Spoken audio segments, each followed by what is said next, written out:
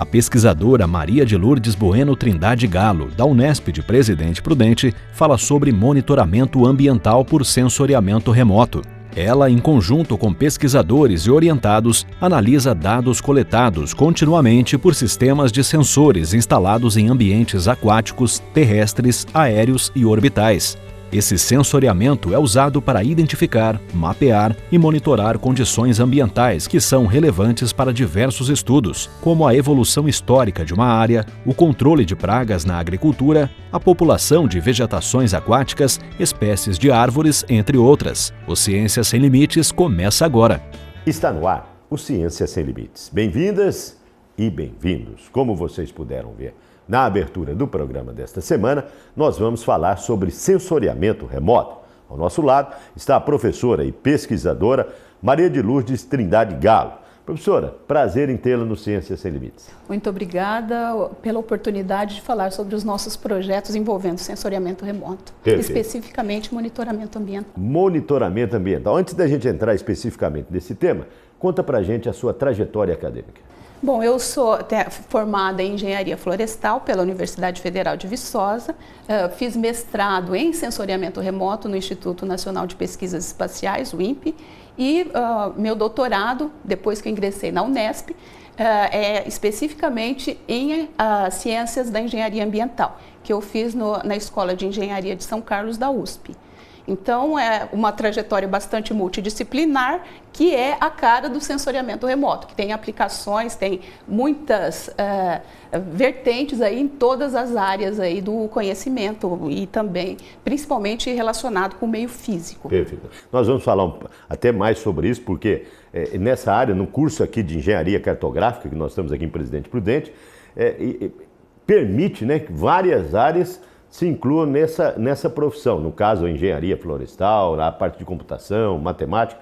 Vamos detalhar isso. Onde é que nós estamos? Que ambiente é esse, professor? Bom, esse é um laboratório onde nós definimos os vários tipos de sistemas sensores que adquirem informações em vários níveis.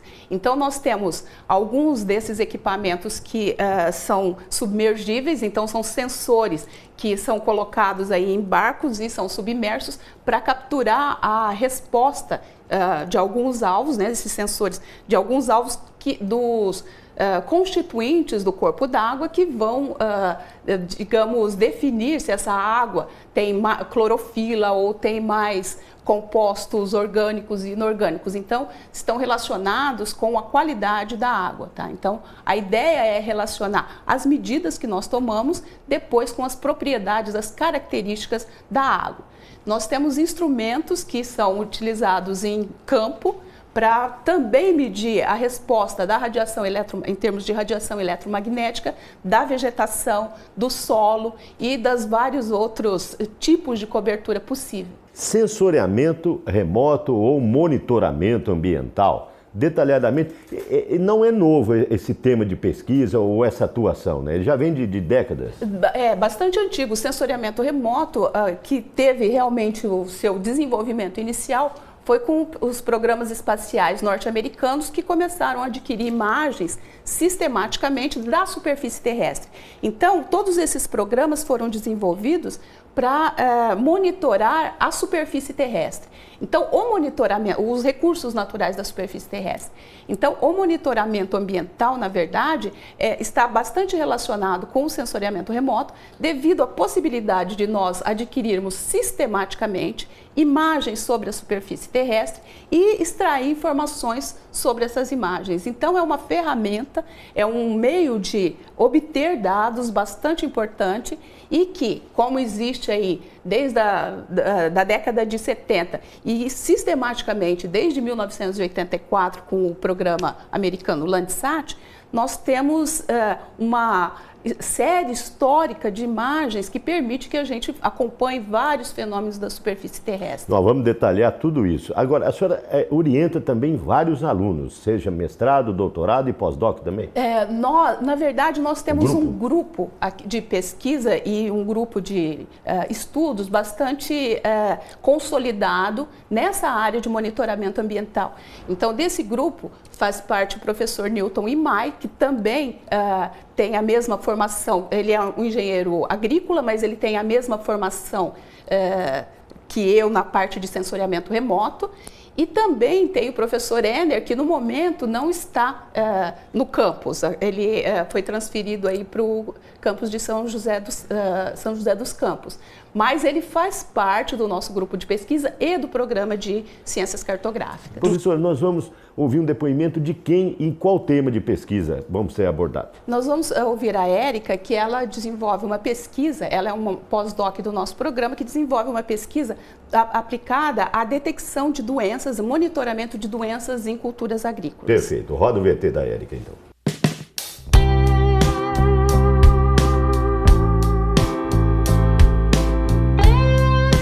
Eu sou orientada pelo professor Newton Imai e Antônio Tomazelli e eu pesquiso assessoramento remoto aplicado em agricultura de precisão. Eu trabalho com a detecção de doenças na laranja, com a detecção do greening. Esse projeto ele surgiu a partir da minha tese, na qual eu trabalhei com detecção de doenças na cana-de-açúcar. Esse trabalho ele despertou o interesse de citricultores que nos procuraram e nós começamos a trabalhar com a detecção de greening. O greening é a pior doença que ocorre na laranja e ela vem devastando as plantações. A partir do momento que a planta é detectada com a doença, ela precisa ser retirada da plantação porque pode infestar o restante do cultivo.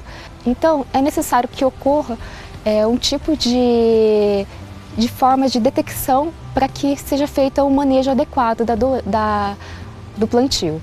A partir do momento que a gente detecta a doença, o produtor ele pode fazer o manejo adequado da plantação, direcionando também a aplicação de defensivos agrícolas e reduzindo então os custos e também diminuindo o impacto no meio ambiente. Esse projeto ele é financiado com recursos do setor privado, temos o apoio da empresas Agroterenas, Grupo Cambuí, Faro Capital e Branco Pérez e também com recursos da Bayer. Parabéns pelo depoimento da pesquisadora pertencente ao grupo de vocês, né, professora? Ela faz um belo trabalho. Um belo trabalho. Professor, as tecnologias vieram para auxiliar mais o monitoramento, o sensoriamento remoto? Sem dúvida. Todo o desenvolvimento do sensoriamento remoto está vinculado ao desenvolvimento da informática e do desenvolvimento dos sistemas sensores, da eletrônica e tudo mais. Então, está tudo vinculado exatamente porque nós trabalhamos, e o sensoriamento remoto em si tem essa característica de agregar várias áreas do conhecimento. Então, a matemática, no tratamento de imagem, computação. todas essas áreas do conhecimento estão previstas. Tanto que nós aqui temos atuação, temos orientandos que são originalmente da matemática, da estatística, da computação. É multidisciplinar. Totalmente multidisciplinar. Parabéns. Tá. Para você contactar a pesquisadora, o e-mail dela está aparecendo aí na sua tela. mlourdes@fct.unesp.br. Se quiser conhecer um pouco mais do campus, www.fct.unesp.br. Clique em Departamento de Cartografia, você vai localizar a professora Lourdes, como é mais conhecida. Para você contactar a gente, o e-mail também está aí na sua tela, cienciasemlimites@tvu.unesp.br. E para rever os nossos programas, www.tv.unesp.br. É um instante só e a gente volta já já.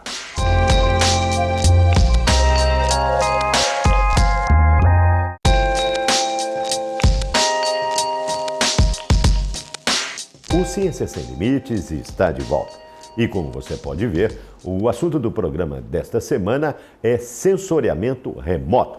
Ao nosso lado está a professora e pesquisadora Maria de Lourdes Trindade Galo. Professora Lourdes, do campus de Presidente Prudente, como é conhecido. Professor, existe diferença entre sensoriamento e monitoramento?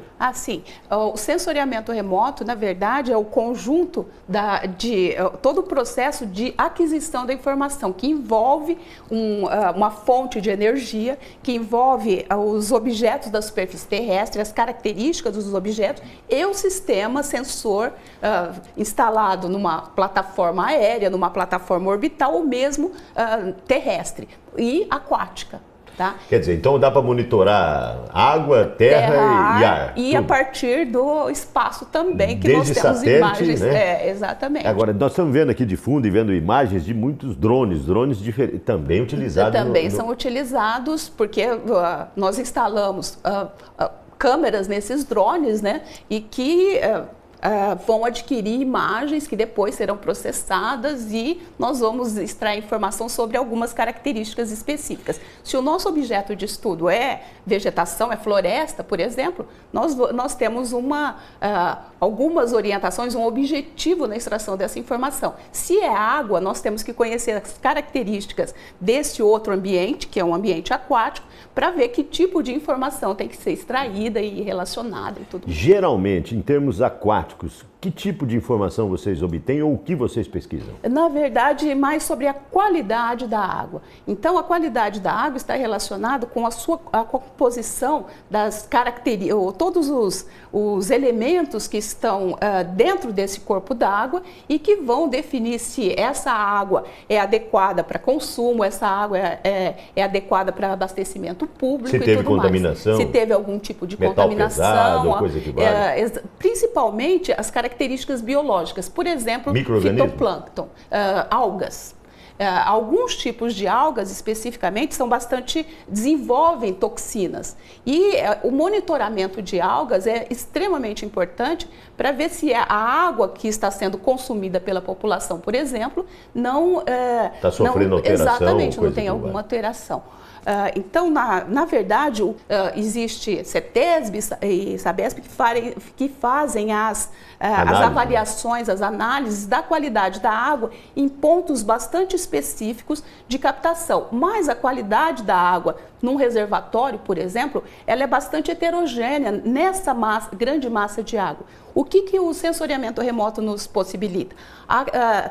Espacializar essa informação, saber se ao longo desse reservatório eu tenho alguma característica que não está adequada. Tá? Eventualmente, no meu ponto de análise, onde eu faço todas as determinações de fitoplâncton, clorofila e tudo mais, isso eu não tenho nenhum problema, mas eu posso ter alguns pontos específicos onde existe o problema. Professora, nós vamos ouvir o depoimento de quem agora? Nós vamos ouvir o Luiz, que trabalha exclusivamente com pesquisas aquáticas. O Alisson também tem essa característica, porém ele trabalha com a integração de todos esses dados que são obtidos ao longo da coluna d'água. Maravilha. Roda o VT do Luiz e do Alisson.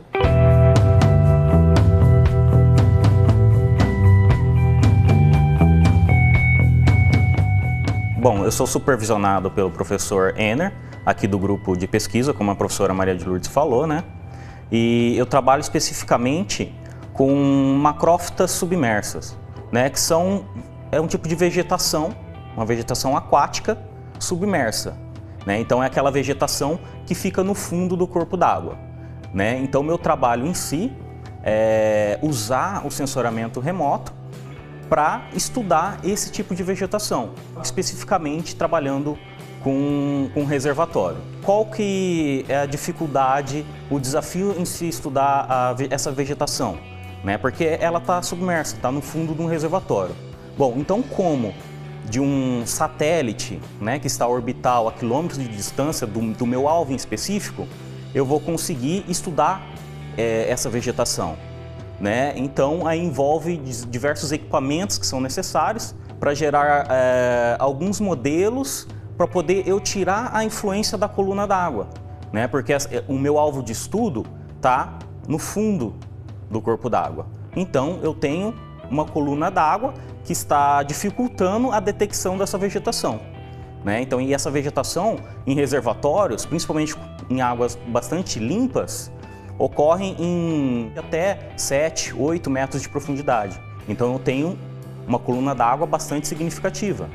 Então preciso medidas de campo para gerar modelos para corrigir toda essa influência da coluna d'água, para que eu, com imagem de sensoriamento remoto, né, especificamente eu trabalho com imagem orbital, né, que eu consiga fazer o estudo dessa vegetação submersa nesse corpo d'água. Com isso, né, a gente conseguiu resultados bastante significativos. Então, aplicando toda essa modelagem com esses dados que a gente coletou em campo, conseguindo remover a influência da coluna d'água e fazer então, com isso, como resultado final, um mapeamento dessa macrófita submersa, dessa vegetação, né? Um mapeamento em termos de posição, onde ela está localizada, né, ao longo de todo o reservatório, e também a gente conseguiu resultados bastante significativos no mapeamento da altura dessa vegetação, né? Então, qual que é o volume que essa vegetação está ocupando nesse reservatório, nesse corpo d'água.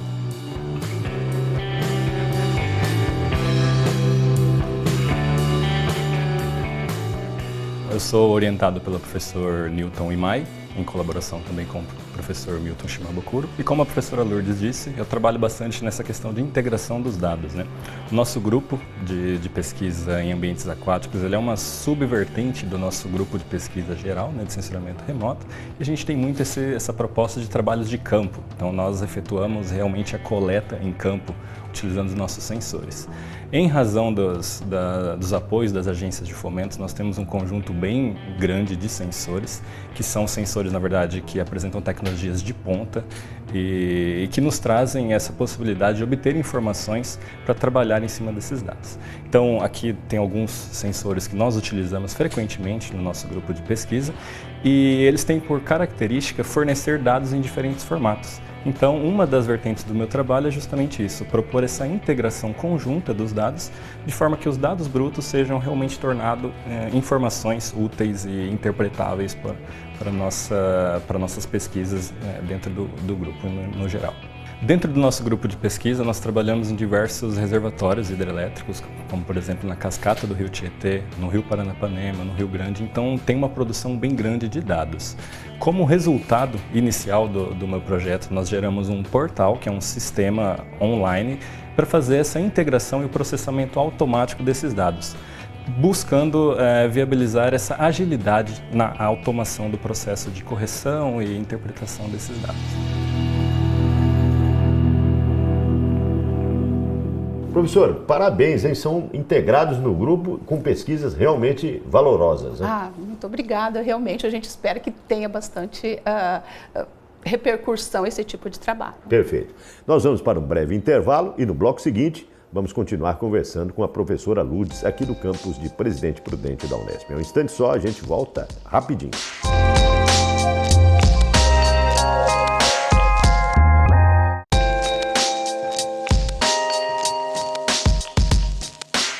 O Ciências Sem Limites está de volta. E como você pode ver, o assunto do programa desta semana nós estamos falando sobre sensoriamento remoto. Ao nosso lado está a professora e pesquisadora Maria de Lourdes Trindade Galo, da Faculdade de Ciências e Tecnologia do campus de Presidente Prudente da Unesp. Professora, nós estamos já caminhando para o nosso último bloco.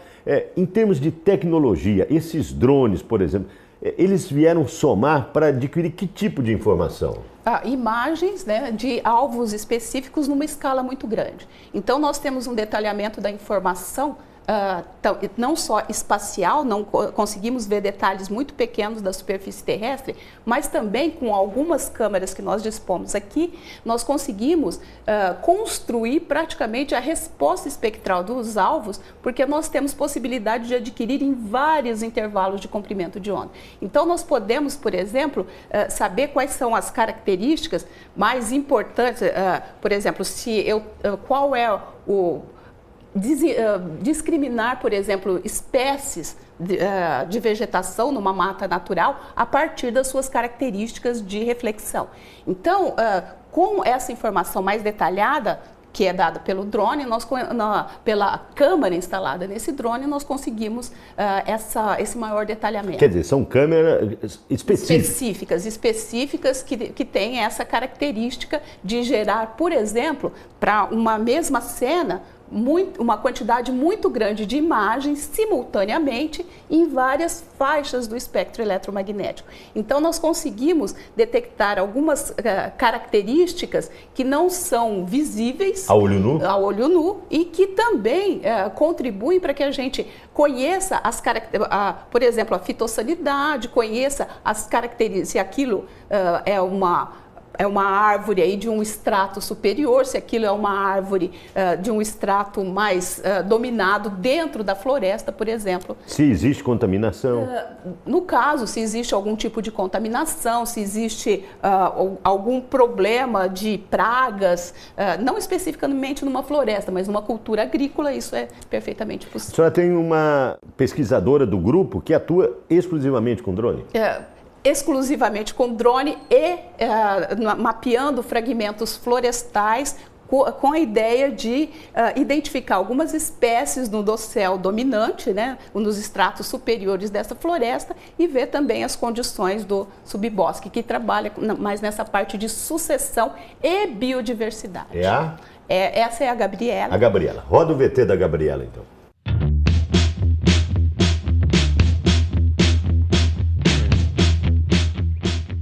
Eu sou orientada pelo professor Imai e pelo professor Tomazelli, faço parte do grupo de pesquisa da professora Maria de Lourdes, e eu trabalho com as imagens adquiridas pelos VANs, ou também drones, ARPs, tem várias denominações hoje em dia. E eu trabalho especificamente com a floresta, com a identificação de espécies de floresta. Por que a gente trabalha com florestas? Porque elas têm um papel muito importante mundialmente, em especial a floresta do Brasil, que é super rica em biodiversidade. E a gente tem parceria também com os institutos de pesquisa, no caso o Instituto de Pesquisa da Finlândia, o FGI. Então eles vêm para cá, né? A gente vai para lá para trocar esse conhecimento. Aqui, e falando especificamente da nossa floresta, a gente trabalha com a Mata Atlântica de Interior, aqui perto de Teodoro Sampaio, e é muito diferente dos fragmentos florestais de lá, porque lá os fragmentos florestais geralmente são 4 espécies principais. Aqui nos nossos fragmentos a gente tem mais de 20 espécies por plot, que a gente entra, faz o reconhecimento das espécies, aí sobrevoa essas áreas com a nossa câmera hiperespectral, ela pode adquirir até 50 bandas, e aí depois a gente faz todo o processamento dessas imagens para reconhecer espécies, aí a gente pode aplicar para fazer o reconhecimento do estádio sucessional também e auxiliar no monitoramento do florestal.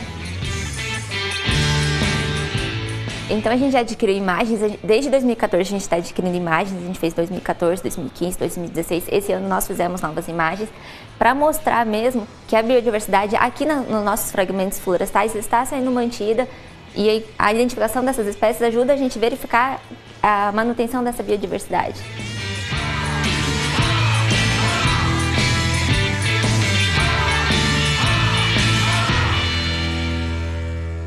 Parabéns, então, por mais um integrante do grupo de vocês, né, que atuam com tecnologia em benefício do ser humano, ou seja, trazendo dados para detectar possíveis irregularidades até na natureza, né, professor? Exatamente. Então, é possível detectar em determinadas culturas alguma anomalia ou alguma doença que ainda a olho nu a gente não consiga detectar? Sim, porque nós temos essas culturas, as plantas de maneira geral, elas respondem de maneira diferente nas várias faixas do espectro eletromagnético. Quando eu tenho, por exemplo, alguma deficiência na absorção de água, por exemplo, o infravermelho detecta? Lá no infravermelho de ondas curtas, eu tenho intervalos espectrais específicos onde isso é registrado. Então eu posso, por exemplo, antes de uma anomalia qualquer, de uma doença ou alguma infecção, né? Exatamente, se manifestar, eu tenho como avaliar o que está acontecendo naquela cultura. É claro que eu preciso de alguns indícios iniciais, né? Mas, por exemplo, para quem está nos assistindo, pode estar perguntando, fazendo uma cultura de café, antes de manifestar determinada doença, o sensoriamento pode mostrar, falar, tem algo errado aqui. Exatamente. Essa é a tarefa o sensoriamento detecta. O monitoramento, que é a aquisição constante de dados, é que permite que a gente detecte isso por sensoriamento remoto. Então, o monitoramento em si é a gente acompanhar alguns fenômenos, né? E o sensoriamento remoto nos auxilia na detecção dessas anomalias de qualquer natureza, não especificamente numa A senhora falou numa gama de imagens. A senhora tem um trabalho relacionado a essa gama de imagens que vocês têm aqui guardadas? Na verdade... Qual que é essa pesquisa que a senhora... Uma das vertentes é em séries temporais, utilizando aí imagens, informações extraídas de imagem. Por exemplo, esse programa Landsat, que existe aí há muitas décadas, nós temos hoje um acervo de imagens adquiridas sistematicamente há mais de 40 anos. Então, é possível acompanhar alguns fenômenos, né, verificando se existe algum componente de tendência, modelar algumas características. Por exemplo, um dos trabalhos realizados por um orientando foi acompanhar o processo de eutrofização no corpo d'água. Então, utilizamos imagens antigas para ver se esse corpo d'água está realmente num processo acelerado ou não de eutrofização. Então, é possível... O que seria essa... Essa eutrofização é o enriquecimento por nutrientes desse corpo d'água, causando aí uma floração excessiva de fitoplâncton e, com isso, a água fica imprópria para alguns usos. Então, Por exemplo, aquela infestação de aguapés ou algas, né? Também, algas e aguapés é um dos processos aí de eutrofização. E não é um processo desejável para um ambiente aquático. Perfeito. Professor, o assunto é vasto, nós não temos mais tempo. O que eu não perguntei que a senhora gostaria de deixar nesse finalzinho?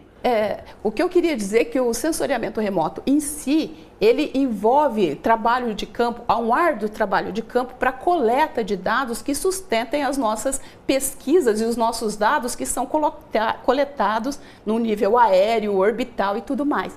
Então, esses equipamentos de campo, esses equipamentos que os nossos alunos mostraram, eles são extremamente importantes e são um esforço de todo o grupo durante as décadas, aí, quase 2 décadas que a gente vem investindo nisso. Parabéns pelo seu trabalho e pelo seu grupo. Muito obrigada. Para você contactar a pesquisadora, o e-mail dela está aparecendo aí na sua tela, mlourdes@fct.unesp.br. Para conhecer um pouco mais sobre o campus de Presidente Prudente, www.fct.unesp.br. E para rever os nossos programas, www.tv.unesp.br. Ponto final em mais um Ciência Sem Limites. Na próxima semana, um novo tema, uma nova pesquisa. Esperamos por você.